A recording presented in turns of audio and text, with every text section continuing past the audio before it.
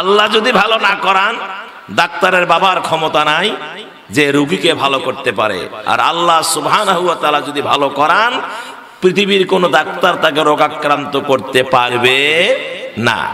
বিধান আমার মায়েরা, আপনি ভালো খাচ্ছেন, ভালো পড়তেছেন, নামাজ পড়তেছেন, রোজা করতেছেন, হজ করতেছেন, যাকাত দিচ্ছেন, সুন্দরভাবে চলার জন্য চেষ্টা করতেছেন, কিন্তু আল্লাহ মাঝে মাঝে আপনার পরীক্ষা নেবেন, আল্লাহ রোগ দিবেন। আল্লাহ রাব্বুল আলামিন মাঝে মাঝে একটু অশান্তি শরীরে দিবেন। আল্লাহ মাঝে মাঝে একটু সম্পদের খাদ্যের একটু কষ্ট দিবেন। আমার মায়েরা, এভাবেই আল্লাহ রাব্বুল আলামিন রোগ দিয়ে বিভিন্ন কায়দায় পরীক্ষা করবেন। এই পরীক্ষায় বিচলিত হওয়া যাবে না, সবর ইখতিয়ার করতে হবে, ধৈর্য ধারণ করতে হবে। আর যদি ধৈর্য ধারণ করতে পারেন, আল্লাহর পক্ষ থেকে বিরাট পুরস্কার আল্লাহ আপনাদেরকে দিবেন। যেমন দেখেন, হযরত আইয়ুব আলাইহিস সালাতু ওয়াস সালামকে আল্লাহ রাব্বুল আলামিন, একজন তো নবীকে আল্লাহ নবীর পরীক্ষা নিয়েছেন। পৃথিবীতে যত নবী এসেছেন আল্লাহ সকলের পরীক্ষা নিয়েছেন, আমাদের নবীরও পরীক্ষা নিয়েছেন। পৃথিবীতে যত মানব এসেছেন, যারা আল্লাহকে স্বীকার করেছেন, আল্লাহর ইবাদত করেছেন, আল্লাহর গোলামি করেছেন, তাদের ঈমানকে মজবুত করার জন্য আল্লাহ মাঝে মাঝে পরীক্ষা নিয়েছেন। যেমন হযরত আইয়ুব আলাইহিস সালাতু ওয়াস সালাম, এত বড় একজন নবী, আমার আল্লাহ তার সারা দেহে ঘা দিয়ে দিলেন। হ্যাঁ, এমন ঘা হলো আর বাঁচে না, দেহে পোকা ধরে গেল, দেহটা পচে গেল। তার দেহের, একজন নবীর দেহের ঘায়ের গন্ধে আর পাড়া প্রতিবেশী গ্রামে থাকতে দেয় না।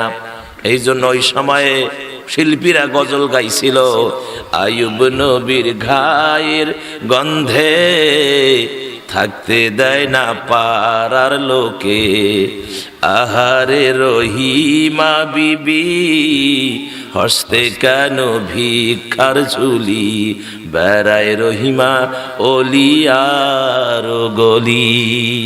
এই গজলগুলা কিন্তু এক সময় খুব প্রচলন ছিল, এখন আর নাই। এখন ডিজিটাল যুগ, স্মার্ট যুগ, এখন গজল শুনলেও ড্যান্স দিবার মন চায়। এখনকার গজল যে ড্যান্স মারছে, এমন অবস্থা। হ্যাঁ, শিল্পীও করতেছে, শ্রোতাও করতেছে। কি এ আমার মায়েরা, আল্লাহ রাব্বুল আলামিন আইয়ুব নবীকে পরীক্ষায় ফেললেন। গ্রাম থেকে সকলে তাড়িয়ে দিল, সমস্ত বিবিরা চলে গেল। আইয়ুব নবীর সাথে রহিমা থাকলো, জঙ্গলে চলে গেলেন। একদিন সকালবেলা আইয়ুব নবীর ঘা থেকে পোকা বাহির হয়ে যাচ্ছে। আইয়ুব নবী পোকাকে চিমটায় ধরায়, আবার দেহের মধ্যে ঢুকায় দিয়া বলতেছেন, পোকারে কই যাস, আমারে খেয়ে শেষ কর। তোরে তো আল্লাহ বানাইছে আমারে খাওয়ার জন্য, কেন তুই যাবা? তুমি আমার শরীরের ভিতরে ঢুকে যা। ভাইয়েরা আমার, আইয়ুব নবী কোনো কথা বলেন নাই, আল্লাহকে কোনো অভিযোগ দেন নাই। কিন্তু তিনি যখন বুঝতে পারলেন তার তামাম দেহ তো পচে গেছে, ততক্ষণ পর্যন্ত জিহ্বাটা ভালো ছিল। তিনি যখন বুঝতে পেরেছেন জিহ্বার ভিতরে পোকা ধরে গেছে, তখন আর তিনি বরদাস্ত করতে পারলেন না। আল্লাহকে অনুনয় বিনয় করে পচা দুটা হাত তুলে আল্লাহকে বললেন যে, আল্লাহ তুমি আমার তামাম শরীরে ঘা দিয়েছো, কিচ্ছু বলি নাই, কিন্তু এখন আমার জিহ্বায় যদি ঘা দাও, ওগো আল্লাহ, আমি তোমার মতো প্রভুর নামটা আমি কি দিয়া লইব? ও আল্লাহ, দয়া করে তুমি আমার জিহ্বার ভিতরে ঘা দিও না। আল্লাহ রাব্বুল আলামিন আইয়ুব নবীর মনোভাব বুঝতে পারলেন, আর আইয়ুব নবীকে পরীক্ষায় 100 গোল্ডেন প্লাস দিলেন, পাস করলেন। পাশ হয়ে গেল। আল্লাহ পাক বলেন, আইয়ুব রে, ওই লাঠি দিয়ে জমিনে আঘাত কর। জমিনে আঘাত করার সাথে সাথে পানির ফোয়ারা বাহির হলো। আল্লাহ বলে, আইয়ুব এই পানির মধ্যে গোসল কর। যখন গোসল করলেন, আইয়ুব নবীর চেহারা পূর্ণিমার চাঁদের মতো হয়ে গেল। সুবহানাল্লাহ। আমার মায়েরা, একজন নবীকে আল্লাহ পরীক্ষা করেছেন, করেন নাই? নবীকে পরীক্ষা করেছেন বিধায় আপনি সৎ পথে চলবেন, ভালো খাবেন, ভালো পড়বেন, সুখে দুঃখে থাকবেন। মা আল্লাহ মাঝে মাঝে পরীক্ষা নেবেন। আপনি ক্লাস 1-এ যদি পড়েন, টুতে যখন উঠবেন পরীক্ষা ছাড়া কিন্তু ওস্তাদে টুর মধ্যে দিবে না। থ্রিতে উঠলে পরীক্ষা লাগবে, ফোরে উঠলে পরীক্ষা লাগবে। এই যে মাদ্রাসার প্রথম জামাত, দ্বিতীয় জামাত, তৃতীয় জামাত, পরীক্ষা ছাড়া কিন্তু পাস হয় না। এই জন্য আমার মায়েরা মাঝে মাঝে আল্লাহ পরীক্ষা করবেন, আর এই পরীক্ষার ভিতরে আপনাদেরকে সবর এখতিয়ার করে থাকতে হবে। যে সমস্ত মায়েরা ধৈর্য ধারণ করে থাকে, আল্লাহর নবী মুহাম্মদুর রাসূলুল্লাহ সাল্লাল্লাহু আলাইহি ওয়াসাল্লাম বলেছেন, 4টি গুণ নারীদেরকে জান্নাতে নিয়ে যাবে। যে নারীর 4টা গুণ থাকবে ওই নারীটাকে আল্লাহ জান্নাত দিয়ে দিবেন। কয়টা গুণ?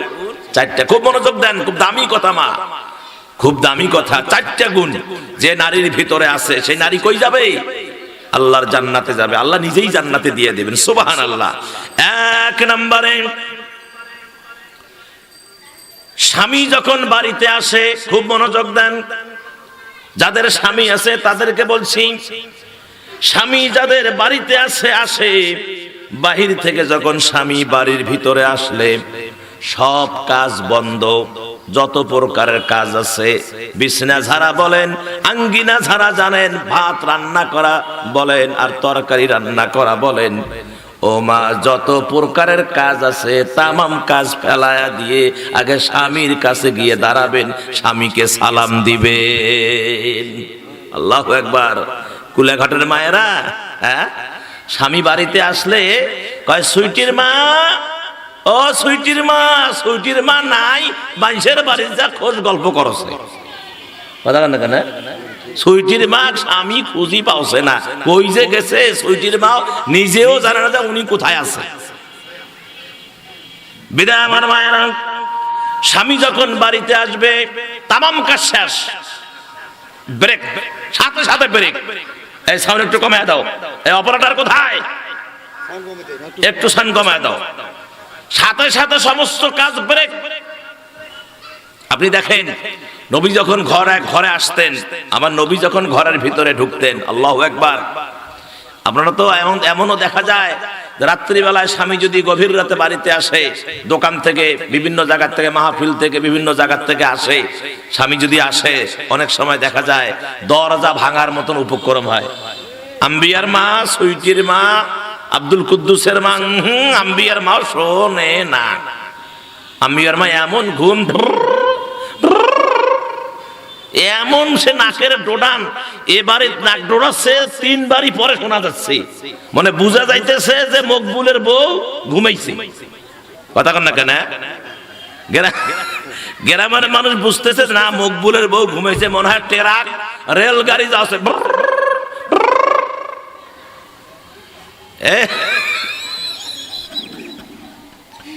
কি কথা, কি মিছা কথা কইলাম বাবা? আমার সম্মানিত মায়েরা, প্রিয় নবী যখন বাড়িতে আসতেন দরওয়াজায় একটা মাত্র টোকা দিয়ে বলতেন খাদিজা। একটা টোকা দরজায় দিয়ে বলতেন খাদিজা, সঙ্গে সঙ্গে দরজাটা খুলে দিতেন খাদিজা। নবীজি বললেন, খাদিজা রে, তুমি কি ঘুমাও নাই? তোমার কি ঘুম নাই রে খাদিজা? খাদিজা বললেন, নবী গো, প্রাণের স্বামী গো, আপনারে বাইরে রেখে আমি খাদিজা কেমনে ঘুমাই? ইয়া নবী আল্লাহ, যখন আপনি বাড়ি থেকে বাহির হয়ে যান, আমি ইবাদত বন্দেগী যা করা দরকার করে আমি আর বিছানায় গা দেই না। আমি খাদিজা ওই দরওয়াজার মধ্যে পিঠটা লাগায়া দিয়া আমি দাঁড়িয়ে থাকি, কখন আমার রহমতের নবী এসে আমারে ডাক দেয়, কখন আমার মায়ার নবী এসে আমারে ডাক দেয়। আমি খাদিজা পিঠ লাগায়া লাগায়া বিশ্ব নবীর জন্য অপেক্ষা করতে থাকি। এমনি কি জান্নাত পাবে রে মা? এ মা এমনি জান্নাত পাবে?